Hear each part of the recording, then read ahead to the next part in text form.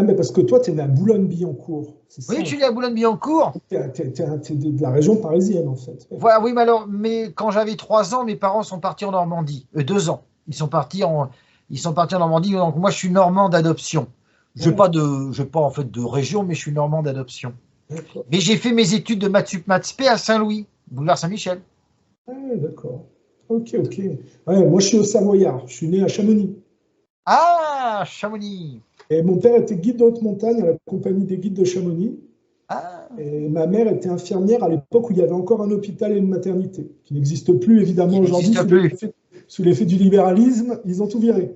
Eh oui, mes enfants, moi, sont nés dans une petite maternité normande qui n'existe plus.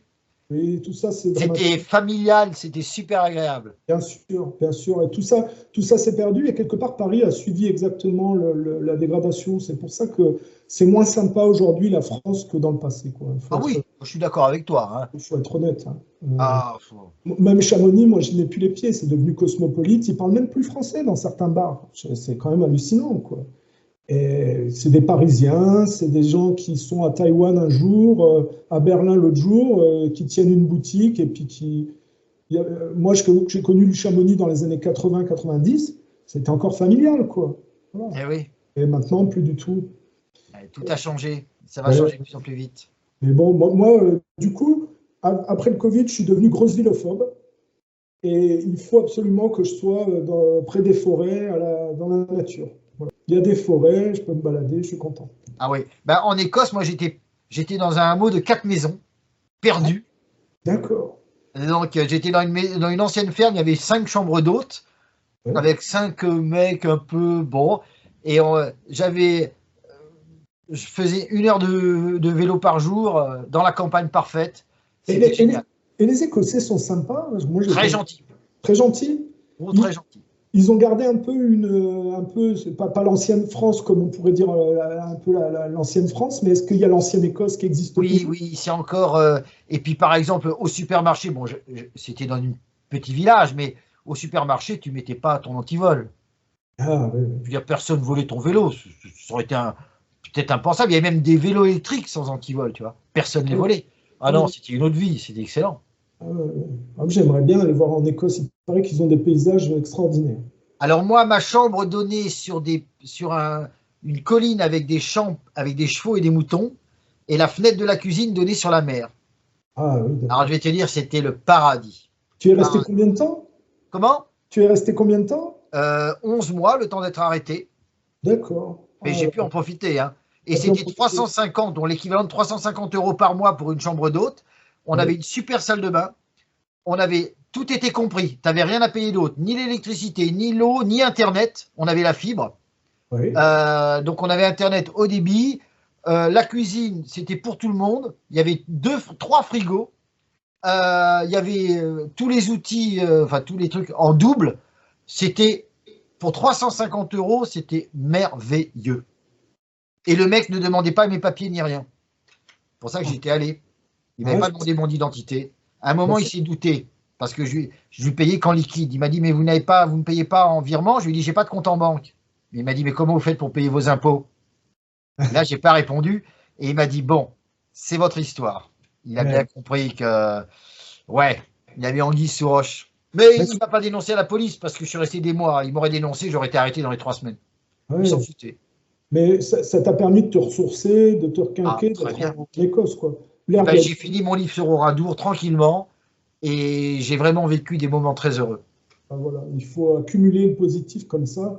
Après, on se recharge et puis on a plus de force pour la suite, quoi. Oh bah oui, voilà. Puis après, bon, bah, la prison en Écosse, c'est le camp de vacances, hein. Ah, c'est exactement ce que j'ai toujours dit.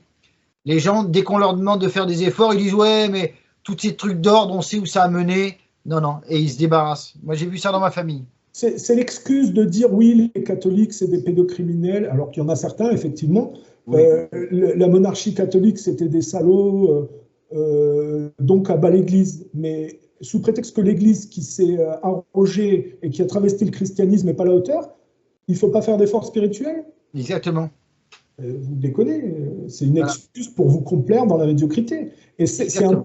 c'est un peu le protestantisme, quelque part. C'est-à-dire que le protestantisme, c'est la réforme de la voyoucratie de l'Église catholique, c'est-à-dire qu'à un moment donné, ils font le commerce des indulgences. Alors les protestants disent, ah oui, bah, du coup, le mec qui fait un péché, et puis sous rémunération, il peut en être absous. C'est vraiment une imposture, donc il ne faut pas aller dans le catholicisme, on va réformer. Mais qu'apporte le protestantisme? L'établissement d'un monde marchand. Oui, exactement. C'est-à-dire qu'on a remplacé le commerce des indulgences par la taxe carbone. J'ai cherché l'arnaque, par l'effet du protestantisme. Voilà. Oui, le protestantisme a une grande responsabilité dans toute cette arnaque bancaire. Hein. C'est une étape de superficialisation.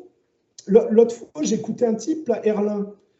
C'était un débat, là. Il disait le début du déclin de la France, c'est quand Louis XIV a viré les protestants.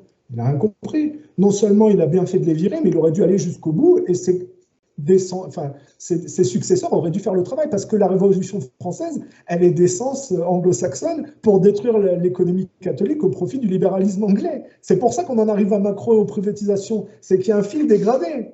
C'est cette démolition contrôlée qui passe par la Révolution française financée par la City, puis le bolchevisme par la City Wall Street, et où on voit que l'Angleterre se poursuit par les États-Unis au détriment de l'Europe nationaliste. Et après, les voyous de la résistance qui sont accoquinés avec eux, ben ils sont ciblés par ces judéo-protestants qui continuent de travailler. Et maintenant, toute la farce, c'est que toute cette mouvance, elle continue, la démolition contrôlée après du communisme, par un mimétisme avec la voyoucratie russe libérale de Poutine, qui est un peu plus virile, qui est aussi une voyoucratie, mais un peu plus virile, c'est-à-dire qu'il y a des valeurs familiales qui tiennent. Alors que les voyous de l'autre côté, ils sont dans la décadence anti-familiale. Voilà, il n'y a même plus de valeurs familiales. Et donc, il y a une démolition contrôlée complète, parce que moi je considère que les communistes étaient plus virils que le libéralisme russe d'aujourd'hui, qui est une sous-version, mais ce libéralisme russe qui s'est très accoquiné avec le mondialisme économique est moins superficiel que le libéralisme occidental. Donc ils s'entendent très bien avec les Africains, avec les pays arabes, qui sont en train d'aller se rapprocher du côté avec les Chinois, parce qu'ils n'ont pas la décadence familiale de l'Occident. Et cette décadence, elle vient du fait que quand tu te complais dans la possessivité technologique de compensation sans faire aucun effort spirituel, ben, tu perds tous les fondements qui font une société. Donc du coup, tu as une dislocation. Ah, d'accord. Voilà. Et là tu as la vision ésotérique et occulte de la lignée humaine dans l'histoire telle qu'on la constate. C'est ça. Moi, je suis d'accord. De toute façon, le côté ésotérique est très important. Si on se cantonne dans le côté exotérique, on passe à côté de tous les combats.